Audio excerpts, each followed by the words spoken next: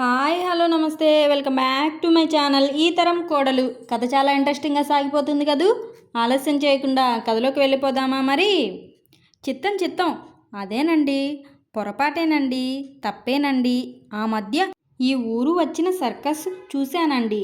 అందులో వాడు గుర్రాలు గాడిదలు ఇంకా ఎన్నో జంతువుల చేత ఎన్నో తమాషాలు చేయించాడండి. ఇవి కూడా చేయగలవేమో చూద్దామని వాళ్ళు కేకేసినట్టుగా నేను కూడా కేకలేస్తున్నాను.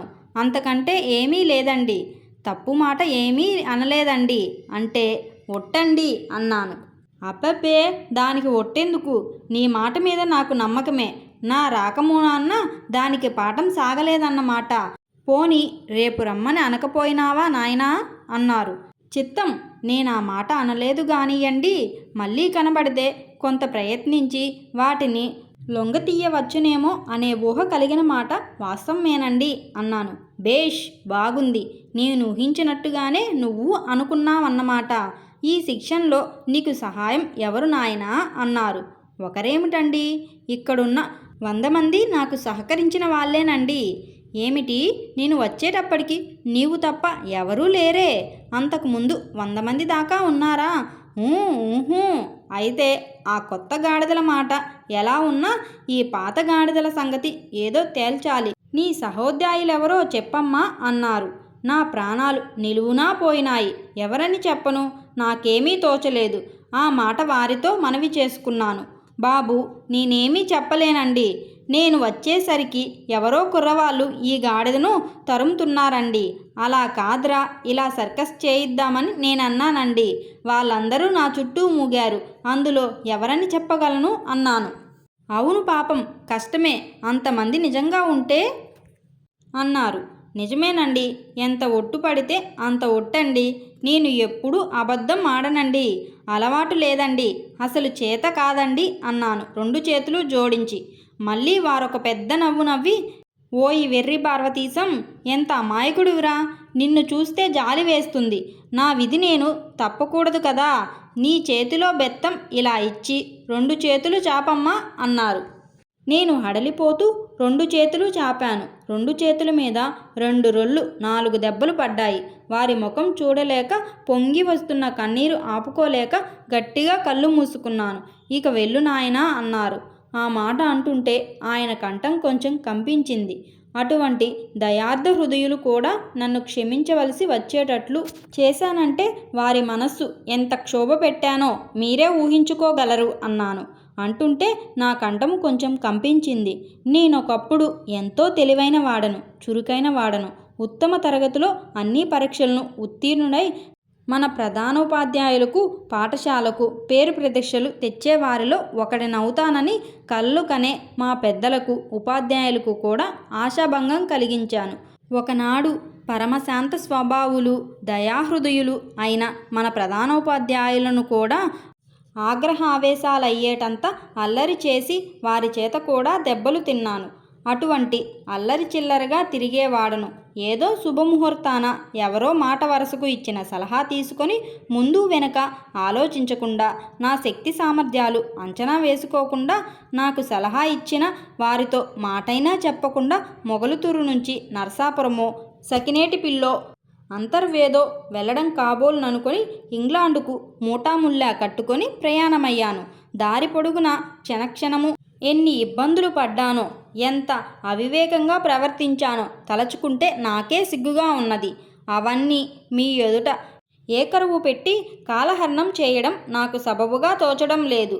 అది కాక ఎప్పుడో ఒకప్పుడు అవన్నీ జ్ఞప్తికి తెచ్చుకొని ఒక కథ వ్రాయవలనని దూరాలోచన కూడా బయలుదేరింది మధ్యన. ఈనాడు మీకందరికీ చిరపరిచితుడను, అల్లరివాడిని. అయినా నన్ను ఇక్కడకు తీసుకువచ్చి ఈ సన్మానం ఎందుకు చేస్తున్నారో, నేనే రీతిగా దీనికి అర్హుడనో నాకు అర్థం కావడం లేదు. అయినా మీ అందరి అపూర్వదారాభిమానాలకు పాత్రుడనైనందుకు చాలా సంతోషిస్తున్నాను. ఇకను అక్కడి సంఘ జీవితం, విద్యా విధానం గురించి మనం నేర్చుకోవలసినది బోలెడంత ఉన్నది. నిత్య జీవితంలో కూడా వారి పద్ధతులెన్నో మనకు ఆవశ్యం, అనుసరణీయములు. వారి దైనందిన జీవితంలో, వ్యవహారాల్లో, వ్యాపారాల్లో ఎంతో మర్యాద, న్యాయము కనబడుతుంది. భోజన పద్ధతుల్లో పాలల్లో ఎక్కడ మనకు అలవాటైన కల్తీ అనేది ఉండదు.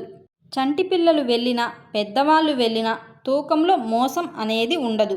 అసలు వాళ్ళకి అబద్ధమాడడం చేతనవునా అనిపిస్తుంది. నేనున్నంతకాలం నిత్య వ్యవహారాల్లో ఎక్కడ ఏ విధమైన అన్యాయము నా కంటపడలేదు.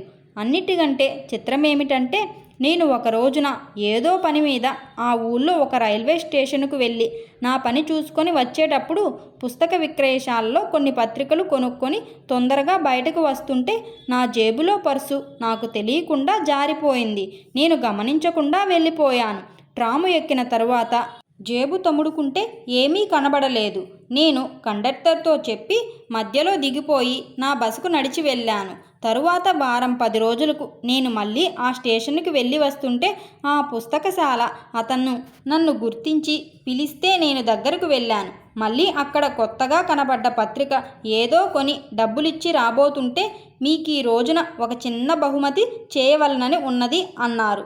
ఈ వేలకు వద్దులే, నా పుట్టినరోజు వచ్చినప్పుడో నేను పెళ్లి చేసుకున్నప్పుడో నీకు చెబుతాను, అప్పుడు ఇద్దూగానిలే అని పోబోతుంటే నన్ను బలవంతాన ఆపి ఈ బహుమానం చాలా స్వల్పం, మీరు చెప్పిన ఆ శుభ సమయాలు వచ్చినప్పుడు నా తాహతుకు బట్టి అప్పుడు వేరే ఇచ్చుకుంటానులేండి, ప్రస్తుతానికి ఇది మీ దగ్గర ఉంచండి అని నా పర్సు అనగా ఆనాడు నేను పారివేసుకున్న దాన్ని నా చేతిలో పెట్టాడు. అందులో చిల్లరతో సహా ఒక పెన్నీ కూడా తేడా లేకుండా ఉన్నది. నేను ఆశ్చర్యపోయాను. ఇదేమిటన్నాను. ఆనాడు తమరేదో ఉత్సాహంతో వెళ్ళిపోతూ ఇది అక్కడ పారవేసుకున్నారట. ఒక పోర్టరు తీసుకుని వచ్చి నా చేతికిచ్చి మీ ఆనవాలు చెప్పి మీ వస్తే ఇచ్చేయమని చెప్పాడు. అప్పటి నుంచి మీ రాకకు నిరీక్షిస్తున్నాను అన్నాడు నవ్వుతూ. నేను సంతోషంతో థ్యాంక్ యూ అని ఆ పోర్టర్ ఎవరండి, ఎక్కడ ఉంటాడు అన్నాను. అది నేనేం చెప్పగలను, వాడు ఏ వేళప్పుడు డ్యూటీలో ఉంటాడో ఎక్కడ ఉంటాడో నాకు తెలియదు. మీరు వచ్చినట్లు మీ పర్సు మీకు అందినట్లు నేను చెబుతాలేండి అన్నాడు. సరే అయితే ఇంకొక సహాయం కూడా చేయండి. ఈ 10 షీల్డింగులు అతనికిచ్చి నా థ్యాంక్ యూ చెబుతూ నాకు ఈ ఉపకారం చేసినందుకు చాలా సంతోషించానని చెప్పండి అన్నాను. ఇది వద్దండి, అతను తీసుకోడు అని అతను అనబోతున్న మాటలు చెవిన పడనివ్వకుండా తొందరగా వెళ్ళిపోయాను. ఇటువంటి పని మన పోర్టర్లకు సాధారణంగా చేస్తారని మీరెప్పుడైనా వినడం కానీ చేయగా చూడడం కానీ జరిగిందంటారా? అక్కడ పద్ధతులన్నీ విధిగా మనం నేర్చుకోవలసినవి, అనుసరించవలసినవి. చంటి పిల్లల పెంపకం దగ్గర నుంచి విద్యార్థి దశ వరకు వాళ్ళు చూపే నేర్పు, ఓర్పు, పిల్లలకు నేర్పు పద్ధతులు మనము ముఖ్యంగా గమనించాలి. నాకు అక్కడ ఉన్నన్నాళ్ళు విచిత్రం అనిపించేది ఒక విషయం. నేను ఉన్నన్నాళ్ళు ఎప్పుడు ఎక్కడ పిల్లల రోదన వినబడేది కాదు. ఇక్కడ మన పిల్లలు ఏడవకుండా ఉండే సమయం కనబడదు. మన వారు దాన్ని సమర్థిస్తూ బాలానాం రోదనా బలం అనే పెద్దలు ఒక సామెత కూడా ఏర్పాటు చేశారు. ఇంకొక చిత్రం ఏమిటంటే తల్లులు అస్తమానము పిల్లలను చంకలో వేసుకుని తిరగడము, అలా ఎంత దూరమైనా నడిచి వెళ్ళడము, అలా నడుస్తూ మధ్య మధ్యను పిల్లలకు చన్ను కుడపడం, ఇలాంటి దృశ్యాలే అక్కడ కనబడేవి కావు. కాళ్ళు వచ్చి తిరగడం నేర్చినప్పటికీ కొంచెం ఎండ గాలి తగలడం ఆరోగ్యమని పిల్లలను పార్కులకు తీసుకువెళ్ళి వాళ్ళను అక్కడ స్వేచ్ఛగా ఆడుకోనివ్వడం. తరువాత విద్యాభ్యాసం ప్రారంభమైనప్పటి నుంచి వాళ్ళు రోడ్డు మీద ఎలా నడవాలో, స్కూలుకు వెళ్ళేటప్పుడు దుస్తులు ఎలా ధరించాలో అక్కడికి వెళ్ళి పంతులమ్మకు ఎప్పుడెప్పుడు గుడ్ మార్నింగ్లు, గుడ్ ఈవినింగ్లు, థ్యాంక్ యూలు, సారీలు ఏ సందర్భాల్లో ఎలా చెప్పాలో, క్లాసులోకి వెళ్ళేటప్పుడు కానీ పైకి వచ్చేటప్పుడు కానీ ఎంత నిశ్శబ్దంగా వరుసలో ఎలా రావాలో అన్నీ నేర్పుతారు.